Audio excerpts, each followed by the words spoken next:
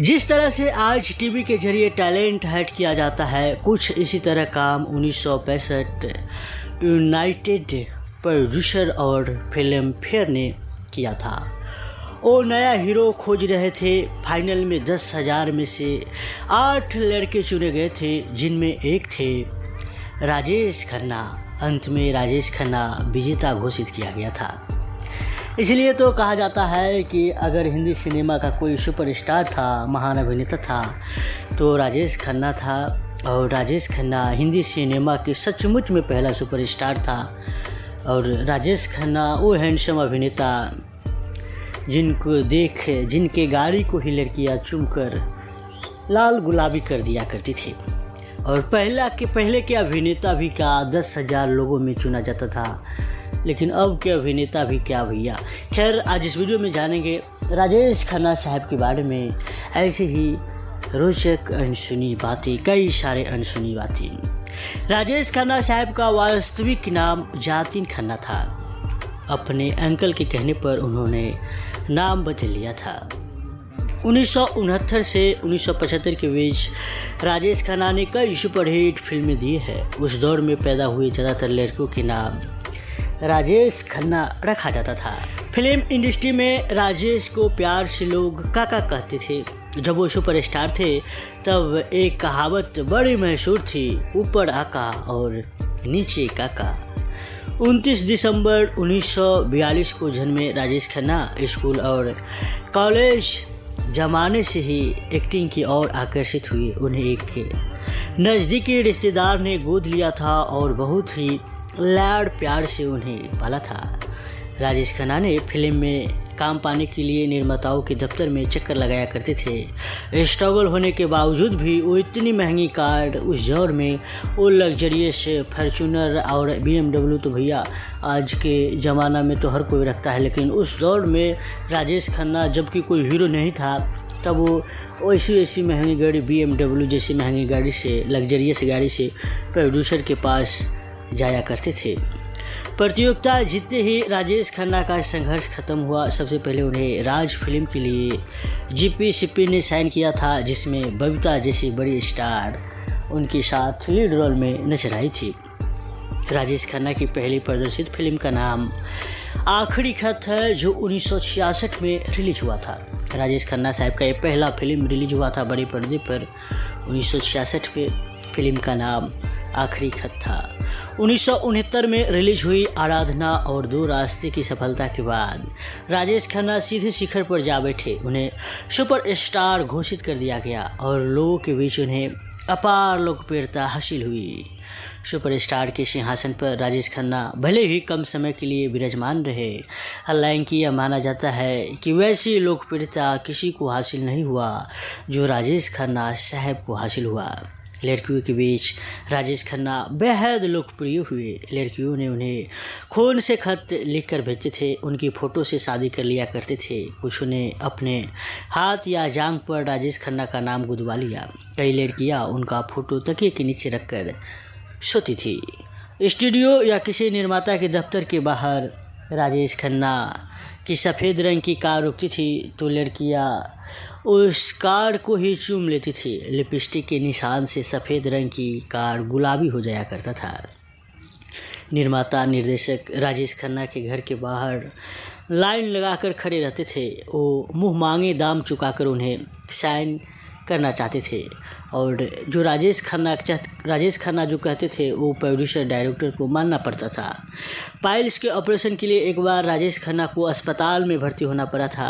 अस्पताल में उनके इर्द गिर्द के कैमरे निर्माताओं ने बुक करा लिया ताकि मौका मिलते ही वो राजेश को अपनी फिल्मों की कहानी सुना सके। राजेश खन्ना को रोमांटिक हीरो के रूप में बेहद पसंद किया गया। उनकी आंखें झपकने और गर्दन टेढ़ी करने की अदा के लोग दीवाने हो गए। राजेश खन्ना द्वारा पहने गए गुरुदत्त कुर्ते खूब प्रसिद्ध हुए और कई लोगों ने उनके जैसे कुर्ते पहने। वहीं आराधना, सच्चा झूठा, कट्टी पतंग, हाथी मेरे साथी, महबूब की मेहंदी, आनंद आन, मिलो सजना, आपकी कसम जैसी फिल्मों ने आय के नए रिकॉर्ड बनाए। खैर, राजेश खन्ना साहब वो अभिनेता थे जिनके सामने बड़े बड़े अभिनेता बड़े बड़े अभिनेता का अभिनय एक्टिंग उनके सामने फीका पड़ जाता था। आनंद फिल्म में राजेश खन्ना के करियर की सर्वश्रेष्ठ फिल्म मानी जा सकती है। आनंद फिल्म राजेश खन्ना के करियर की सर्वश्रेष्ठ फिल्म मानी जा सकती है, जिसमें उन्होंने कैंसर से ग्रस्त जिंदा दिल युवक की भूमिका निभाई थी और इस फिल्म में सबका वो अपने किरदार से दिल जीत लिया था। राजेश खन्ना की सफलता के पीछे संगीतकार R.D. बर्मन और गायक किशोर कुमार का भी अहम योगदान बताया जाता है। इनके बनाए और राजेश पर फिल्माए अधिकांश गीत हिट साबित हुई और आज भी सुने जाते हैं। किशोर कुमार साहब ने 91 फिल्मों में राजेश को आवाज़ दिया तो R.D. ने उनकी 40 फिल्मों में संगीत दिया है। आपको जानकर हैरानी होगी कि सबसे ज़्यादा उनके फिल्म में किशोर कुमार साहब आवाज़ दिए हैं, तो वहीं R.D. ने उनके 40 गीतों में अपना संगीत दिया है।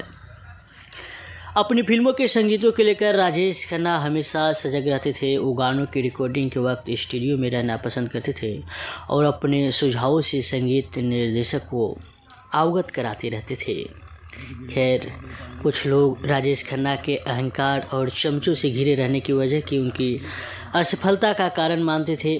बाद में राजेश खन्ना ने कई फिल्मों की, लेकिन सफलता की वैसी कहानी वो दोहरा नहीं सके। राजेश खन्ना ने उस समय कई महत्वपूर्ण फिल्में ठुकरा दिए जो बाद में अमिताभ बच्चन को मिला।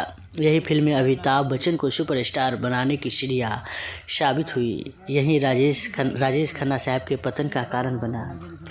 राजेश खन्ना साहब आखिरी समय में कई फिल्मों में काम करने से इनकार कर दिया और वही फिल्म अमिताभ बच्चन को मिला। जिस वक्त राजेश खन्ना साहब बताया जाता है कि उस वक्त अमिताभ बच्चन का ग्राफ तेज़ी से ऊपर बढ़ रहा था और राजेश खन्ना साहब का ग्राफ नीचे से गिर रहा था। और हुआ भी कुछ ऐसे, कई फिल्म जो अमिताभ बच्चन किया वो राजेश खन्ना की ठुकराया हुआ फिल्म, और वही फिल्म अमिताभ बच्चन को स्टार बनाते चला गया। राजेश खन्ना के स्वभाव की वजह से मनमोहन देसाई, शक्ति सामंत, ऋषिकेश मुखर्जी और यश चोपड़ा ने उन्हें छोड़ अमिताभ को लेकर फिल्म बनाना शुरू कर दिया था। उस दौर के नामी प्रोड्यूसर जब अमिताभ बच्चन की फिल्म हिट होने लगी तो राजेश खन्ना को छोड़कर प्रोड्यूसर निर्माता अमिताभ बच्चन के साथ फिल्म बनाना शुरू कर दिया था। अमिताभ बच्चन और राजेश खन्ना को प्रतिद्वंदी माना जाता था। दोनों ने आनंद और नमक हराम नामक फिल्मों के साथ काम किया है। इन दोनों फिल्मों में राजेश के रोल अमिताभ के मुकाबले सशक्त है। खैर, बताया तो ये भी जाता है कि जब राजेश खन्ना साहब अमिताभ बच्चन से मुकाबला नहीं कर पा रहे थे तो अमिताभ बच्चन का मजाक भी उड़ाया करते थे कि जैसे मेरे अंगने में तुम्हारा क्या काम है। इसमें अमिताभ बच्चन साया साड़ी पहन लिया था, जिसके कारण राजेश खन्ना ट्रोल भी कर रहा था। खैर, राजेश खन्ना की लाइफ में टीना मुनीम भी आई। एक ज़माने में राजेश खन्ना ने कहा था कि वो और टीना एक ही टूथब्रश का इस्तेमाल करते हैं। जितेंद्र और राजेश खन्ना स्कूल में एक ही साथ पढ़े थे। राजेश खन्ना और उनकी बेटी ट्विंकल का एक ही दिन जन्मदिन आता है, 29 दिसंबर। बहुत पहले जय जय शिवशंकर फिल्म में काम मांगने के लिए राजेश खन्ना के ऑफिस में अक्षय कुमार गए थे। घंटों उन्हें बैठाए रखे और बाद में काका उनसे नहीं मिले। उस दिन कोई सोच भी नहीं सकता था कि यही अक्षय एक दिन काका का दामाद बनेगा। खैर, अक्षय का कहना है कि वे बचपन में राजेश खन्ना के फैन रहे हैं। आराधना, अमर प्रेम और कटी पतंग उनकी पसंदीदा फिल्म है। कहा जाता है कि राजेश खन्ना ने बहुत सारा पैसा लॉटरी चलाने वाली एक कंपनी में लगा रखा था, जिसके ज़रिए उन्हें बहुत आमदनी होती थी। काका का कहना था कि वो अपनी ज़िंदगी से बेहद खुश थे। दोबारा मौका मिला तो फिर राजेश खन्ना बनना चाहेंगे और वह गलतियाँ दोहराएंगे। अपने बैनर तले राजेश खन्ना ने जय जय शिवशंकर नामक फिल्म शुरू की थी, जिसमें उन्होंने पत्नी डिम्पल को साइन किया। आधी बनने के बाद फिल्म रुक गई और आज तक वो फिल्म रिलीज नहीं हुआ, जय शिवशंकर। खैर, राजेश खन्ना ने सर्वश्रेष्ठ अभिनेता का फिल्म फेयर पुरस्कार 3 बार जीता है और 14 बार वो नॉमिनेट हुए।